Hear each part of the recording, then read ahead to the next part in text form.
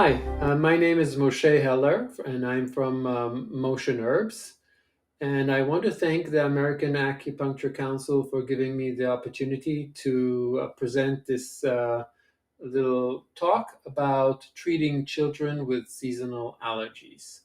So I think we can start going to the slides. Today we'll be talking about treating children with seasonal allergies. And I, of course, I wanted to. You were all noticing that spring is here, and we are feeling these fluctuating temperatures and the blooming. We're seeing the blooming of the plants and trees also blooming, and we are starting to see sneezings and sniffles in the little children, and their nose are irritated and eyes are also. And so today I would like to discuss how we can help with acupuncture and herbs children who are suffering from these symptoms.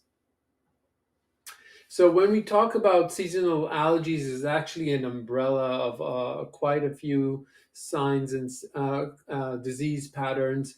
The main one being allergic rhinitis, although we can always see other things like adenoid hyperplasia and sleep apnea and food allergies being part of that pattern. And as we can sort of, what we're seeing a lot of times is that once there's these allergies are happening, it creates an enlargement of the adenoids, which creates an obstruction in the breathing process, and therefore can create things like sleep apnea. And then it actually can impair cognitive function. Children have more difficulty in focusing and concentration. Their moods become very unstable, and also they can become very irritable. And so this, as I'm presenting here, we see that there's a wide variety of symptoms that can develop if these seasonal allergies are being unchecked. Um, so, um, what I want to sort of, as I mentioned, food allergies being part of that, there's always this food allergies being at the background of seasonal allergies, and a lot of times they come together, and a child can become very reactive or overreactive, where resulting in allergies.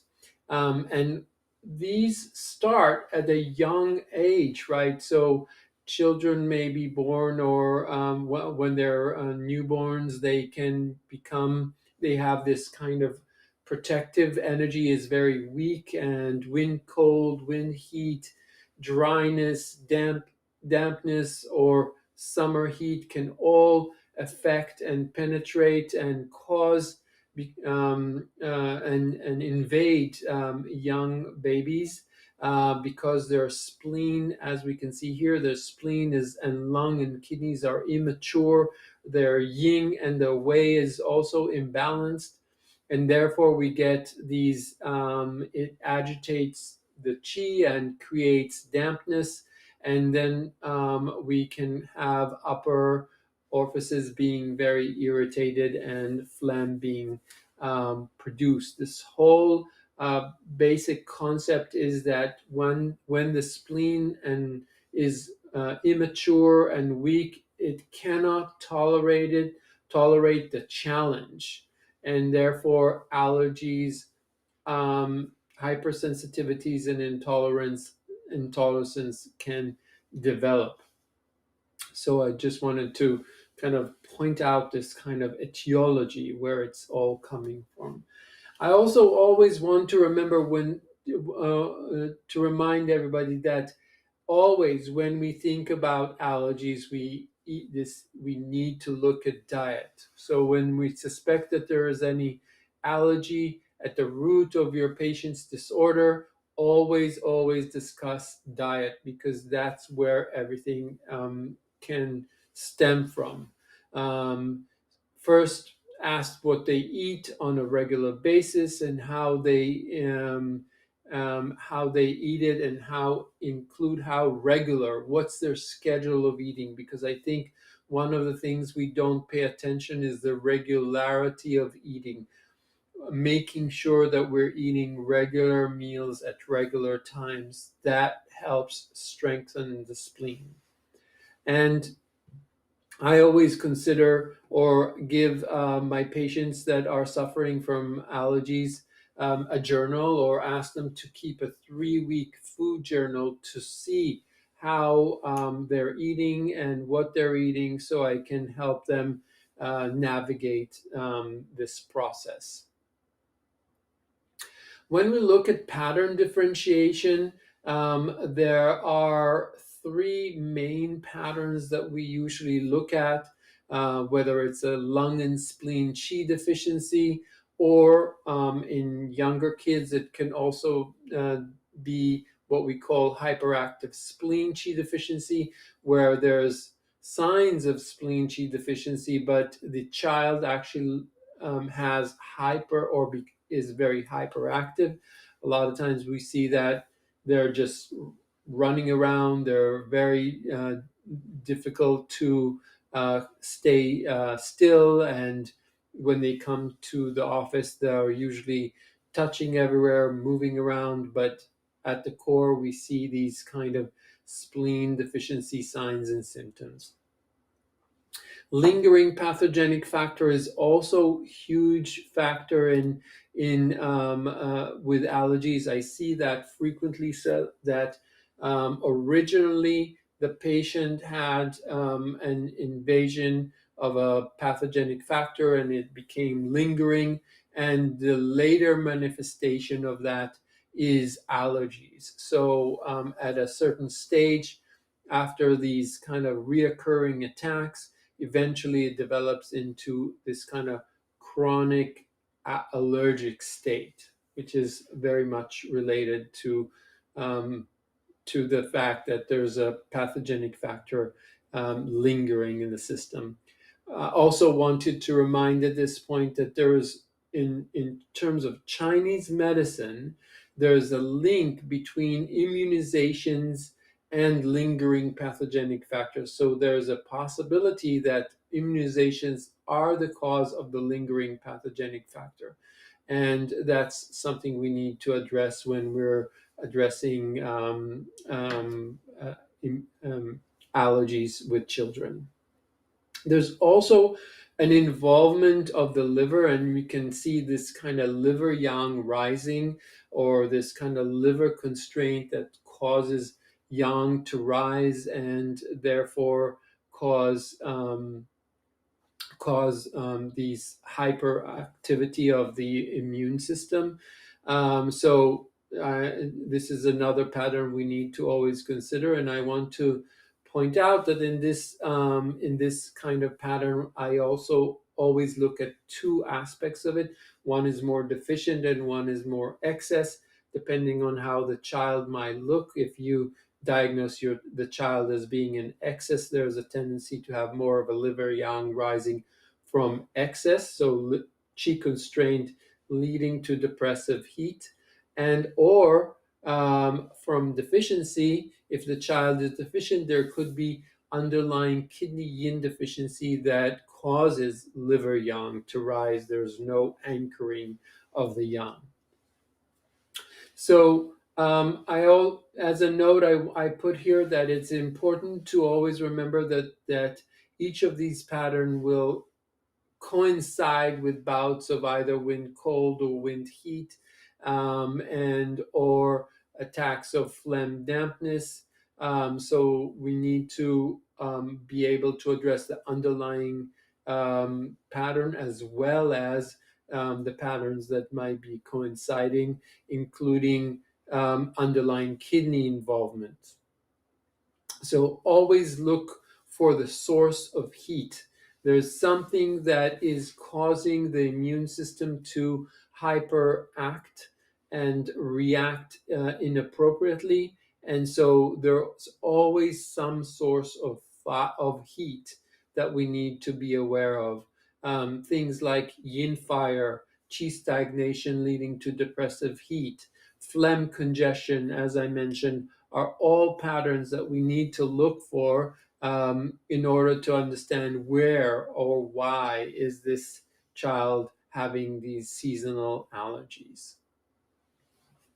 So once we identify, I want to just point out some important points that I use for most patterns.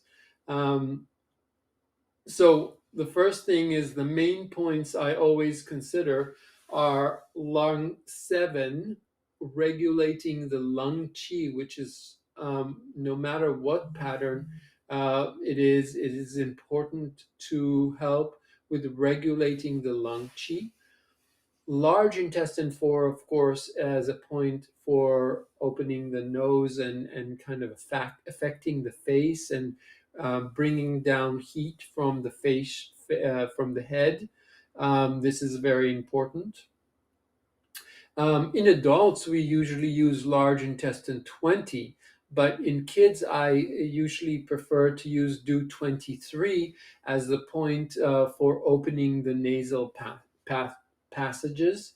I find that DO23 can create very effective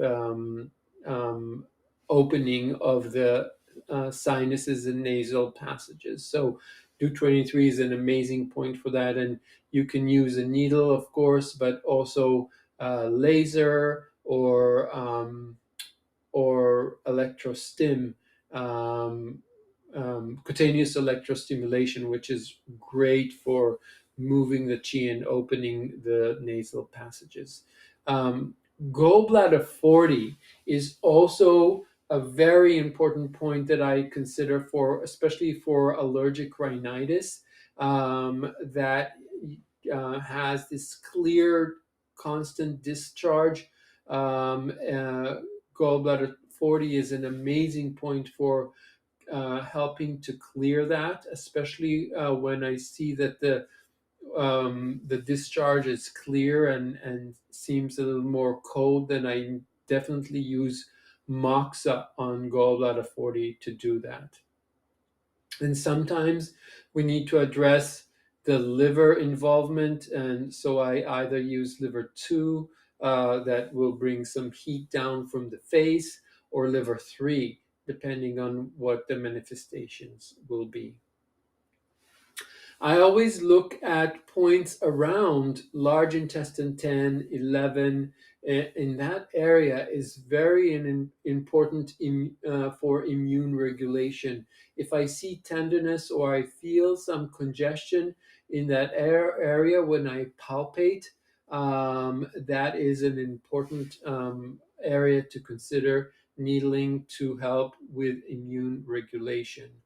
Also, lymph system regulation is really an important aspect in seasonal allergies. So I palpate a triple warmer 16, and I might use either a Tiger warmer or a cutaneous electrostim or laser or needling if the child is open to that, to help with lymph regulation. I like to always, when I see children with seasonal allergies, to palpate along the spine, because I think that always helps with regulating the yang, which is usually imbalanced. So I like to palpate the areas around DO12, which will help with lung qi regulation, and it's sometimes considered a reflex for the thymus gland, and so either DO12 or sometimes I do kidney 23 and 24. I'll palpate for that area to see if there needs to be any help with regulating of lung qi. I also palpate along Do2, Do3. That's Do3 is L4 area, and sometimes Do6, which is T11. All these areas are I look for sensitivity or congestion, like there's a sensation that there's some accumulation in that area. So palpation and needling these areas can be very helpful for seasonal allergies. Now I want to move to a few herbal ideas. I want to present this. There was a study that was published in Nature, in the Nature magazine, about this three herb formula for stabilizing the function of the mast cells. So regulating mast cells, as we know, mast cells are very involved with allergies in histamine production. So in order to create an antihistamine effect, they found these three herbs to be very helpful. So these three herbs are a formula called the Shuang Huang Lian, only three herb, Jin Hua, Huang Qin, and Lian Chao. You can find these as three, you can combine those as three single herbs into a formula, and I think you can also add them to other formulas as this kind of base antihistamine combination for seasonal allergies. So Shuang Huang Lian, always remember this combination for regulating mast cells. I also wanted to point out another research study that was published in the NCBI. You have the information here. This is Dr. Lee from Mount Sinai, and she did She developed this herbal treatment for food allergies. This is based on Wu Mei Wan. You have the herbs in the slide, and what she found is that the use of this formula can help in regulating also the histamine, or the have effect on both food allergies but also seasonal allergies, and especially if the seasonal allergies are from or because of those food allergies. So this is a very interesting formula to explore and in treatment of children with both, seasonal allergies and food allergies. This is the actual formula that was used in the study, so you can take a look at that too. And finally, I also wanted to mention a supplement that I use a lot. This is DHist. It is a product, and the ingredients are basically quercetin, which is a bioflavonoid that really helps with regulating the histamine response in the body. So it downregulates the histamine response. So it's almost like a natural antihistamine. And that's combined with nettles and bromelain. So two other ingredients that help with regulating histamine response. And I like this product because it's available in a chewable for children. But if you can find there's many other companies that make these same ingredients, which is quercetin, vitamin C, bromelain, and nettles. And you can use other companies too, but I like this one because it's in a chewable, so children can easily use it. So I hope this gives you a little bit of an idea of how to support children who are right now suffering from these seasonal allergies. A lot of times I like to start treating these children if I know that they have it already before, at the end of the winter, before spring begins. But if you haven't, and you are or encountering new patients that are coming because of this, I hope this gives you some help with providing treatment. If you want to have more further information, please log into either the Motion Herbs website, which gives you some herbal support, or you can log on to themotioncenter.com, which is my office. Thank you. I'd like to thank the American Acupuncture Council again for letting me speak today, and I hope to see you soon again.